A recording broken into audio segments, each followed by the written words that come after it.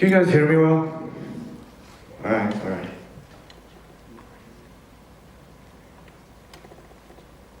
Breaking news, Prince William is showing his middle finger to the crowd. Well, I believe many of you, or most of you, have seen this picture before.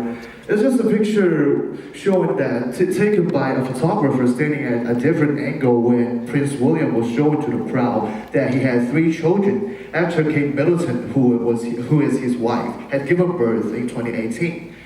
Of course, it's very obvious that it's not possible for the prince himself to raise his middle finger up in front of so many people.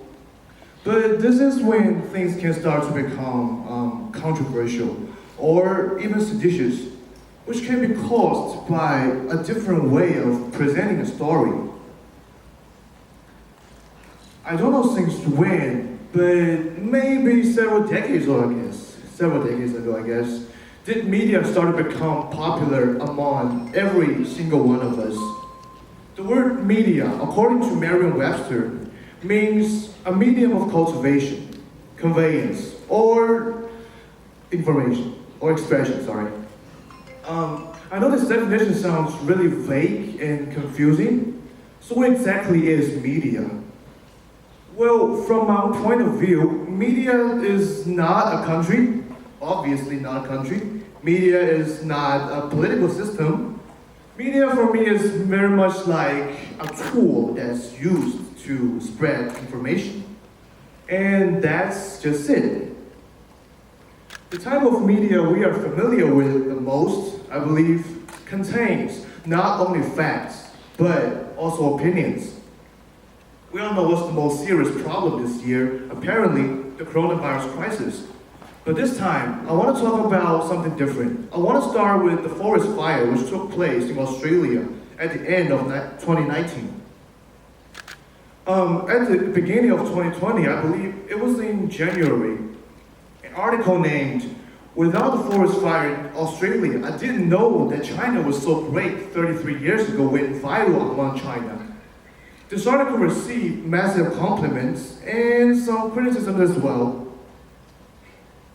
In this article, the author praised the efficiency of the Chinese firefighters during the forest fire which took place in the Greater Yin'an Range in China in 1987. Well, showed some frustrating scenes in Australia.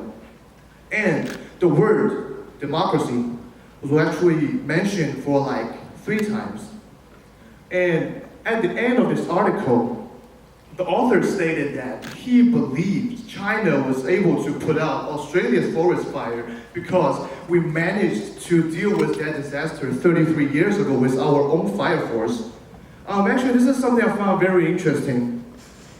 As far as I know, the incident was actually the first time for China to make the request for massive international aid. And it was the first time for us to receive massive foreign assistance.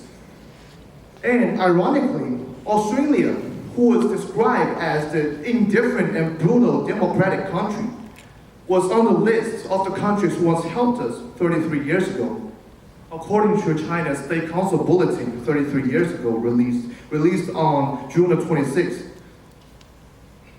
No, it seems like this article showed no empathy towards such a frustrating incident. And even if it took place in somewhere who once helped us 33 years ago, and now I would like to ask, did the author make adequate research before writing this article?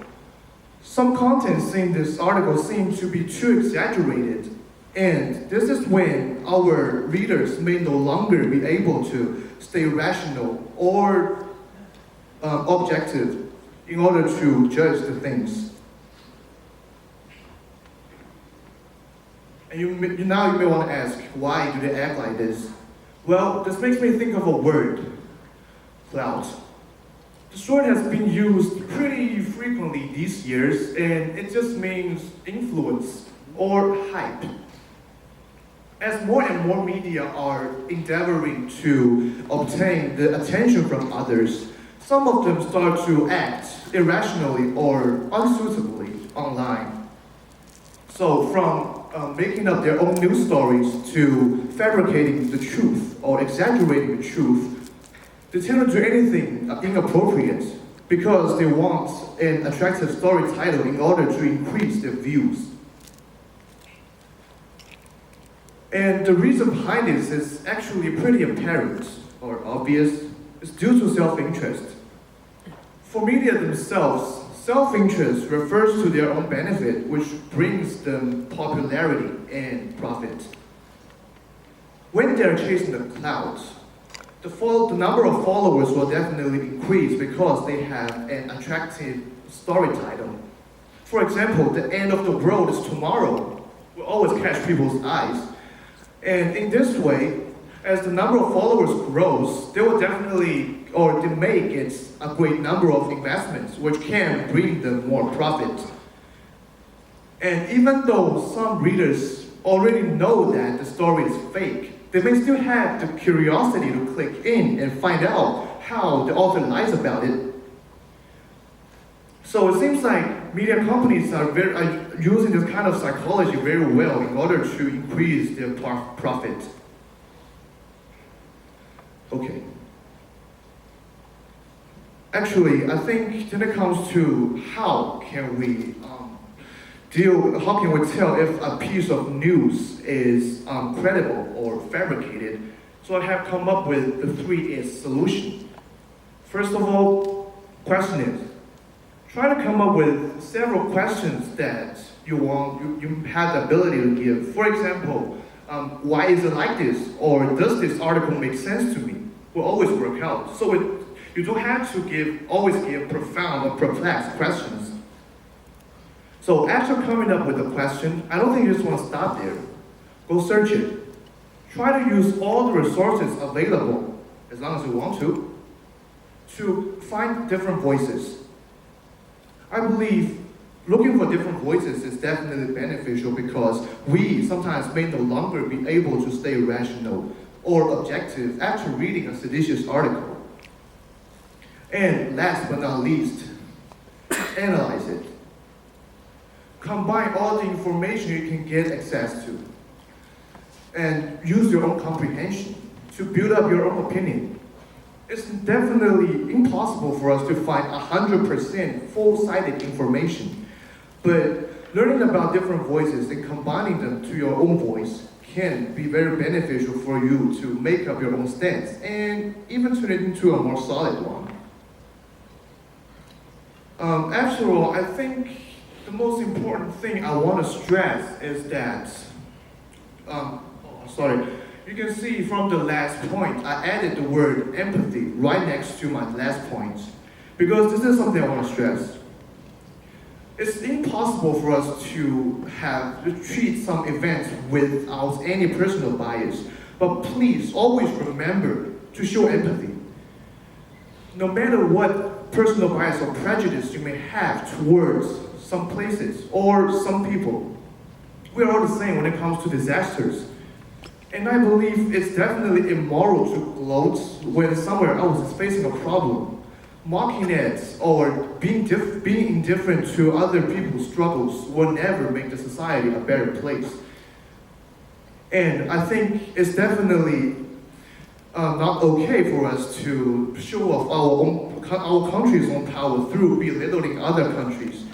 And are we efficient at dealing with problems? Yes. The timely solution during the pandemic is the best example. But why do we need to show off our own power through bringing shame on other countries? And I believe there are countless media around the world who are doing exactly the same thing, which is not something I believe appropriate for the public to accept. And at last, I want to say the significance of reading about a news article is to contemplate them critically instead of merely receiving or believing in them. It's definitely hard for us to do that, but at least we can try. And never forget to use empathy, to show empathy, to be empathetic. I think that's nearly all of my speech, and these are my references. And thank you all.